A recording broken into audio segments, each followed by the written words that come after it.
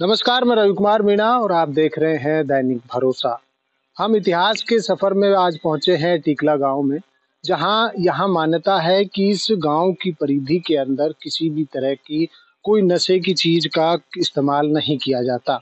अगर इस तरह की कोई नशे की चीज का इस्तेमाल अगर कोई करता है, तो यहाँ की मान्यता है कि उसके घर में किसी ना किसी तरह की कोई ना कोई अनहोनी जरूर होती है। इस सब पर बातचीत करने के लिए हमारे साथ सरपंच प्रतिनिधि मौजूद हैं। उनसे बातचीत करेंगे और जानेंगे कि आखिर गांव में इस तरह की जो मान्यता है कब से बरकरार है और इस मान्यता को ना मानने वालों के साथ किस तरह के परिणाम उनको भुगतने पड़े हैं। क्या नाम है जी आपका? मेरा नाम वीरेंद्र सिंह है। मैं ग्राम पंचायत टीकला से सरपंच का प्रतिनिधित्व कर रहा हूँ। और बाबा भगवान दास की मान्यता लगभग 500 साल पहले से चली आ रही है, जो कि तम्बाकू से जितने भी चीज़ें बनाई जाती हैं उन सभी चीज़ों की मान्यता है। और बाबा जो इस मान्यता को तोड़ता है तो वो एक किस्म से बर्बादी के दौर पे आ जाता है। और इस बर्बादी से बचने के लिए हर इंसान के भाव में बाबा बसा हुआ है। और बाबा को जो मानते हैं उनकी पूर्ण यात्रा भी होती है। और मेरे गांव में कोई भी आदमी इस नशे का प्रयोग नहीं करता, जिससे स्वस्थ भी रहते हैं और अच्छे भी अच्छी सेहत में भी रहते हैं। जी वीरेंद्र जी, जिस तरह का कलयुग चल रहा है, ऐसे में पूरे गांव में कोई नशा ना करे ऐसा संभव है?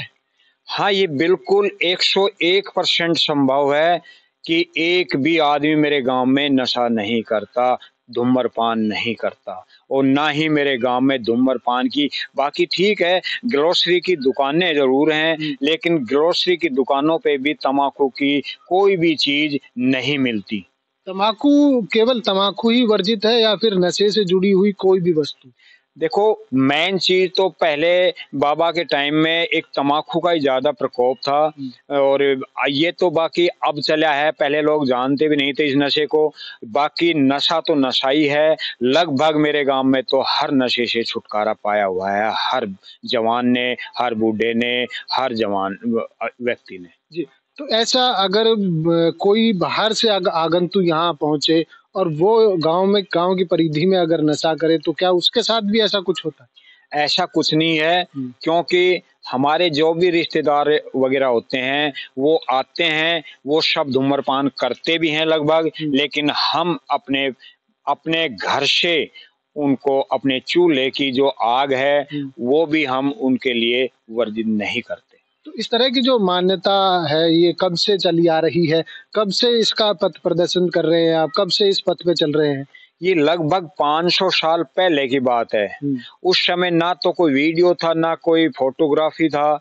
तो ये तो एक बाबा की 500 साल से भावना चली आ रही है, उसी समय से ये चला आ रहा है। कुछ ना कुछ बढ़ा है, इसका प्रकोप घटा नहीं है। जी, तो इसमें लगभग आपके गाँव में यूथ भी काफ़ी है, तो यूथ भी किसी तरह के कोई नशे का आदी नहीं है? नहीं, हमारे गाँव के यूथ जो भी हैं, वो तो इस चीज़ के ऊपर और भी आगे भी बढ़ के हिस्सा ले रहे हैं कि भई कम से कम नशा किया जाए और नशे से छुटकारा पाया जाए। और बाहर के जो भी हमारे यहाँ भक्तजन आते हैं मंदिर में, सबको ये प्रेरणा भी देते हैं। सर, और किस तरह की मान्यताएँ हैं और किस तरह का यहाँ जो आस्था का केंद्र बना हुआ है, मंदिर कितना पौराणिक है?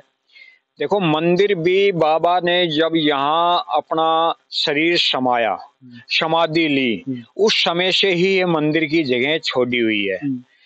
हरियाणा के अंदर जब चकबंदी भी हुई, तब भी बाबा का जगह के लिए थोड़ी बहुत इधर-उधर जगह करने की कोशिश की, तो उसके साथ भी यहाँ काफ़ी हादसा होने की संभावना हुई, तो इस मंदिर को यहाँ के यहाँ छोड़ दिया गया। जी, इससे पहले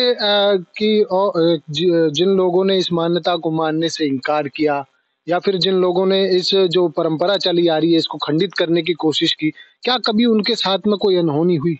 हाँ, हुई है, बार-बार हुई है। जिसने भी इसके बारे में गलत विचार रखने की भी कोशिश करते हैं, तो उसके लिए भी ये अपने आप हमें कहने की नहीं, इसकी लाठी में आवाज़ नहीं है, बाकी ये ज़रूर उसके लिए कोई ना कोई गड़बड़ करता है। नहीं, ऐसे उदाहरण हैं गाँव के सामने कि अगर मान्यता को कोई खंडित करता है, इस परंपरा को खंडित करता है, तो उसके साथ इस तरह के उदाहरण पे आ सकते हैं उसके सामने? देखो, ऐसा है, गाँव में भी हुआ है और बाहर भी हुआ है, लेकिन आज का समाज को, समय को देखते हुए मैं किसी का नाम नहीं ले सकता। बाकी मेरे सामने भी हैं ये कुछ उदाहरण, जो लोगों ने इसकी मान्यता को खंडित किया, उसके घर उजड़ गए हैं, वो खत्म हो गए हैं। इस मान्यता का जो इस समय जो समाज की स्थिति आप देख रहे हैं चारों तरफ, किस तरह की कुरीतियां समाज में आ चुकी हैं, तो क्या इस मान्यता का फायदा पूरे गांव को मिल रहा है?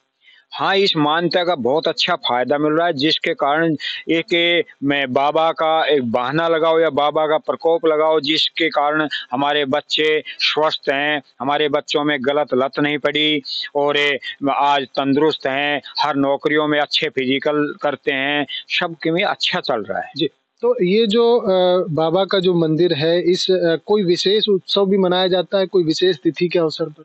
हाँ, ये बाबा के 2-3 एक विशेष त्योहार मनाए जाते हैं, जैसे जन्माष्टमी है। जन्माष्टमी पे बाबा का यहाँ मेला लगाया जाता है, जिसके अंदर 25-30 हज़ार रुपए तक का कामड़ा किया जाता है और अच्छे पहलवान आने के ऊपर और भी बढ़ा दिया जाता है और लाखों रुपए की इनामें बाँटी जाती हैं कुश्तियों की। जी, और जो दर्शक आपको देख रहे हैं, उनको कुछ आप कहना चाहेंगे कि नशे की लत किस तरह से छोड़ी जा सकती है या फिर उससे किस तरह से दूर रहा जा सकता है? देखो, हम तो सिर्फ़ कह सकते हैं, बाकी छोड़ना, ना छोड़ना, वो तो एक व्यक्तिगत विचार होते हैं। जी, बहुत-बहुत धन्यवाद हमसे जुड़ने के लिए। तो ये थे हमारे साथ टीकला गाँव से जो सरपंच प्रतिनिधि हैं। इन्होंने बताया कि यहाँ की मान्यताएँ किस तरह की हैं और इन मान्यताओं का गाँव को किस तरह से फ़ायदा मिल रहा है।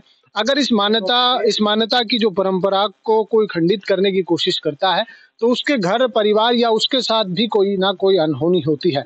इस तरह की और कड़ी में इतिहास के कुछ और पुराने पन्नों को आपके बीच खोलेंगे। कुछ समय अंतराल के लिए मुझे दीजिए इजाज़त। नमस्कार।